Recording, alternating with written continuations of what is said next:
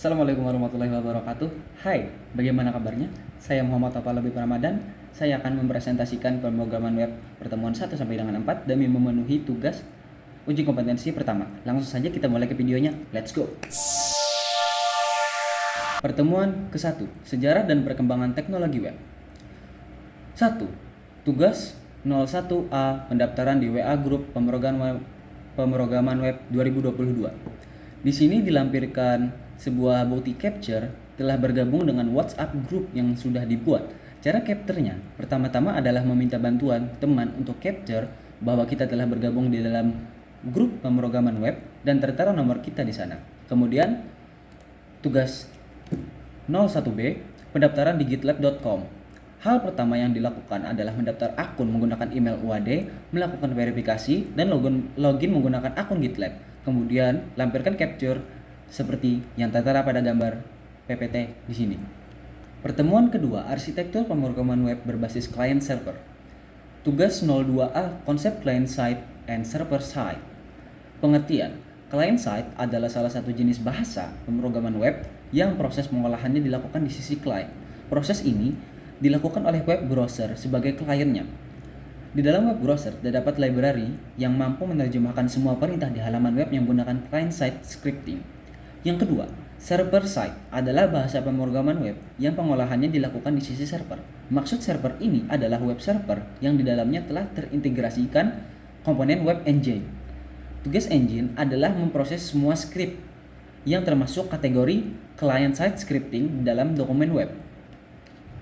Tools client-side yaitu adalah Google's Lighthouse, Playwright, A/B Testing, Conductrix, Convert, Bone, Chameleon, Monetate, OmniConvert, Optimizely, Oracle Maximizer, dan VWO. Bahasa programming client-side yaitu adalah HTML, jQuery, JavaScript, Java Applet, Flash, dan CSS. Kemudian untuk tools server side yaitu adalah Conductrix, Adobe, SiteSpecs, Optimizely, dan A/B Testing. Untuk bahasa programming server side menggunakan bahasa PHP, ASP.NET, Java, Adobe ColdFusion, Perl, Ruby, Go, Python, dan JavaScript. Tugas 02B, persiapan tools programming web editor source code. Yang pertama, Sublime Text. Kelebihannya adalah aplikasi yang ringan, bisa split mode, multi-section, comment palette, dan sudah mendukung banyak platform. Kekurangannya berbayar, beberapa plugin Notepad++ belum ada di Sublime Text, dan sidebar tidak bisa di-hidden jika belum tahu shortcut-nya.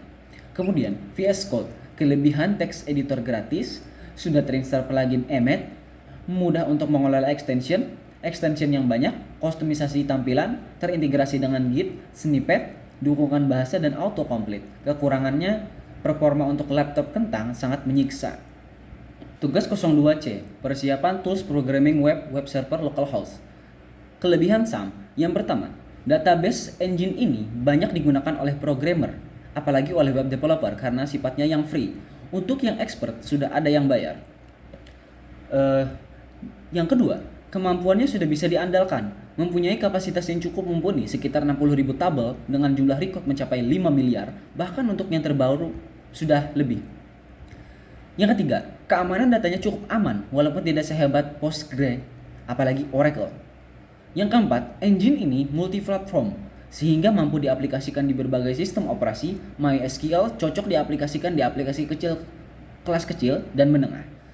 Yang kelima, kelebihan paling utama engine ini adalah kecepatannya. Kemudian kekurangan SAM.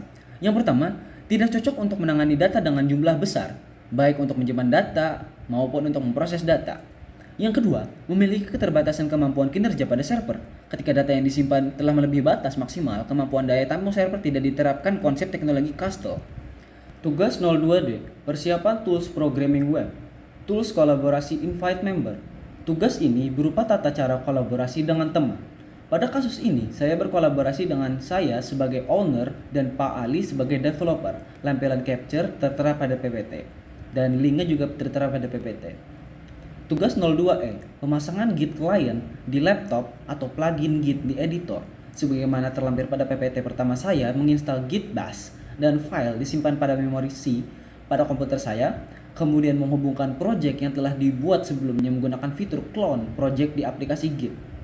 Saya menggunakan VS Code pada kasus ini, kemudian tertera hasil dari tampilan plugin dan dashboard project yang telah disinkronkan dengan IDE. Pertemuan ketiga, Client-Side Programming 1, Sintak Dasar, HTML, Formatting, Table. Tugas 03A Pemahaman HTML. Pengertian HTML. HTML atau Hypertext Markup Language adalah bahasa markup yang digunakan untuk membuat struktur halaman website agar dapat ditampilkan pada web browser. Jadi, HTML dapat dianalogikan sebagai fondasi awal dalam menyusun kerangka halaman web secara terstruktur sebelum membahas terkait tampilan desain dan sisi fungsionalitas. Sejarah singkat dan penemu HTML. Penemu HTML adalah Tim Berners-Lee, tepatnya pada tahun 1991. Namun belum dirilis secara resmi saat itu. Ide tentang HTML bermula pada saat ia bekerja di CERN, Laboratorium Eropa untuk Fisika Partikel Jenewa, Swiss. Saat itu, para peneliti fisika sering berkolaborasi dan melibatkan lembaga dari seluruh dunia. Perkembangan versi dan fitur HTML.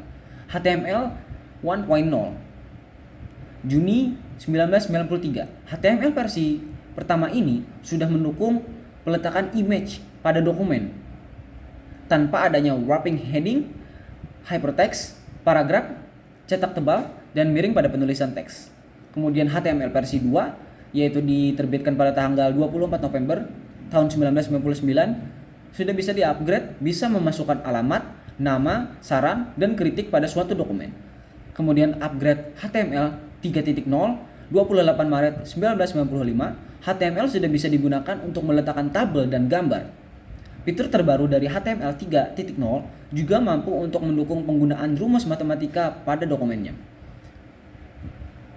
Berselang 2 tahun, HTML 3.2, 14 Januari 1997. Fitur yang ada di versi ini diantaranya adalah gambar untuk background, tabel, style, frame, hingga teks di sekeliling gambar. Jika di versi sebelumnya, Anda hanya bisa menggunakan HTML saja untuk pembuatan dokumen, namun di versi ini tidak. Artinya, Anda bisa menggunakan skrip di luar HTML untuk kinerja HTML yang lebih baik atau untuk tujuan tertentu. Beberapa skrip HTML yang bisa dipergunakan diantaranya adalah JavaScript dan VS Script. Kemudian setahun setelah itu, HTML 4.0 mengupgrade beberapa diantaranya ada di tabel, link, image, text, meta, form, dan image map. Kemudian 2 tahun setelahnya, terbitlah HTML 4.01.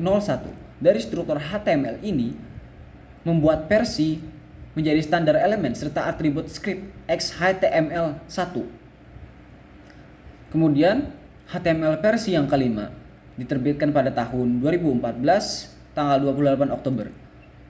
Upgrade-nya adalah cleaner code, kode yang lebih sederhana, dan improved semantics. Fungsi HTML. Fungsi utama penggunaan HTML sendiri adalah membangun tampilan website yang telah menerapkan metode semantik untuk memudahkan setiap pengembang dalam proses development dan maintenance. Kemudian, HTML juga dapat dikolaborasikan dengan penggunaan bahasa CSS atau Cascade Style Sheet serta JavaScript. Tugas 03B memformat paragraf dengan HTML.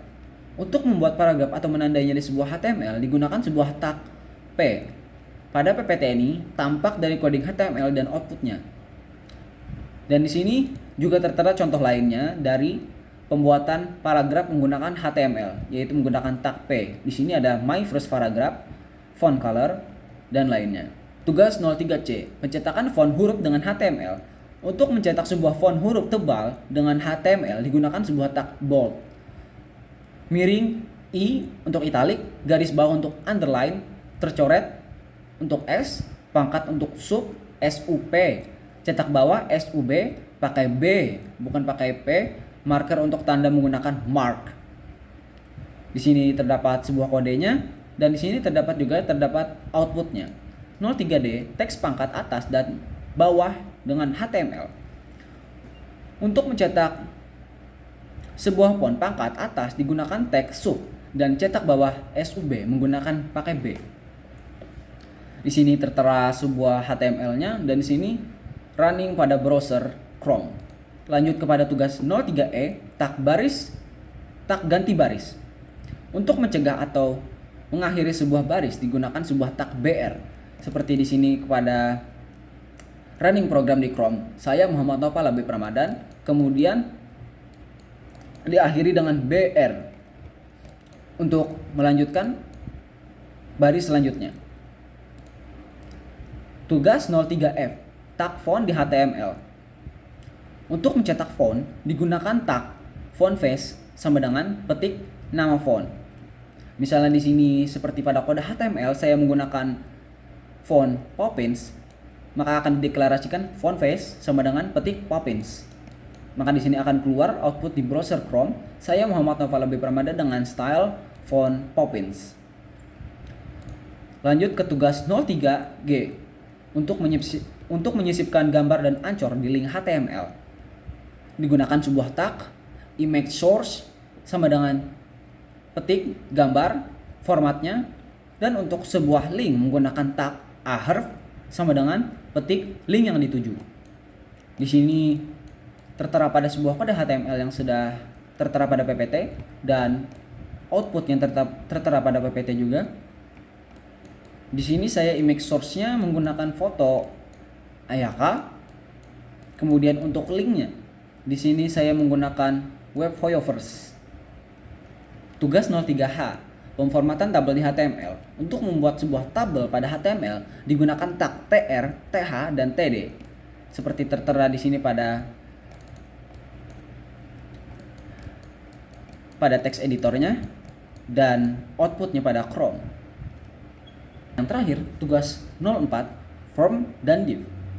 Program form dan div dibuat menggunakan VS Code dengan bahasa HTML dan CSS. Fungsi div adalah untuk menunjukkan division atau divisi atau bagian, yaitu generic block content yang dapat digunakan sebagai kontainer penampung untuk menggrup beberapa elemen menjadi satu. Sedangkan form merupakan bagian pada HTML yang dapat digunakan untuk membuat elemen pada halaman web. Elemen form dapat terdiri dari checkbox, radial button, menu, text box, text area, dan button. Text field digunakan untuk ketika ingin mengisi field seperti kata, angka, dan lainnya. Output yang tertera di sini dibuat menggunakan form dan div dengan bahasa pemrograman HTML dan CSS. Baiklah, itu saja yang saya dapat jelaskan. Terima kasih teman-teman yang sudah menyaksikan. Wassalamualaikum warahmatullahi wabarakatuh.